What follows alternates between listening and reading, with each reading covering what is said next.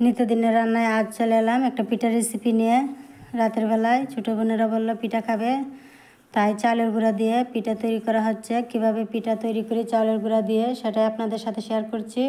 মেশিনে কোটানো চালের গুঁড়া, সেগুলা চুলায় দিয়ে গরম পানিতে সেদ্ধ করে সেগুলাকে কাই করে ভালো করে মেজেগুলা করে নিয়ে পিঠার এক একটা বলাকার তৈরি করে পিঠা তৈরি করা হচ্ছে। শীতল দিয়ে শীতল পিঠা আর নারকেল কুড়া ভাজি করে নিয়ে নারকেলের পিঠা তৈরি করা হচ্ছে।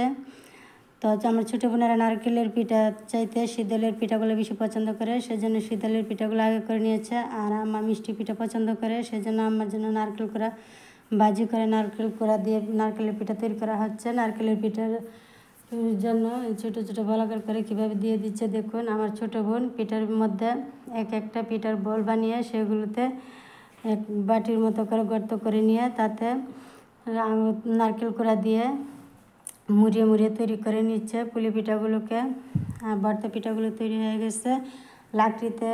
লাকড়ির চুলায় মাটির পাকঘরে রান্না করা হচ্ছে। মাটির পাতিলে ভাত দিয়ে দিয়ে রান্না করা হচ্ছে। পিঠাগুলো হয়ে গেছে দেখুন গাইস। আমার পিঠার পাতিলটা ঢেলে নিয়েছে একটা বোলের মধ্যে। সবগুলো পিঠা একত্রে রান্না হয়ে গেছে। পুলি পিঠা এবং ভর্তা পিঠার রেসিপি।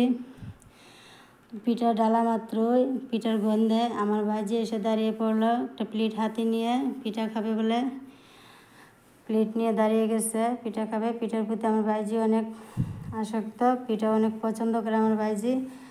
আম্মা ওর হাতে প্লেট নিয়ে ওকে দুইটা পিঠা দিয়ে দিল। পিঠাগুলো নিয়ে খাবে। ভর্তা পিঠাগুলো আলাদা করে নিয়েছে। আমার ছোটো বোনদের জন্য ভর্তা পিঠা তৈরি করা হয়েছে। ভর্তা পিঠাগুলো আলাদা করে নিয়েছে। তো পিঠার রেসিপিগুলো যদি আপনাদের কাছে ভালো লাগে অবশ্যই লাইক কমেন্ট শেয়ার করে পাশে থাকবেন। আর আমার নতুন নতুন ভিডিও পেতে অবশ্যই আমার পেজটি ফলো দিয়ে রাখবেন আর বেল বাটনটি অন করে রাখবেন। আমার পেজটি ফলো দিয়ে পাশে থাকবেন। আজ এ পর্যন্তই, সবাই ভালো থাকবেন। আল্লাহ হাফেজ।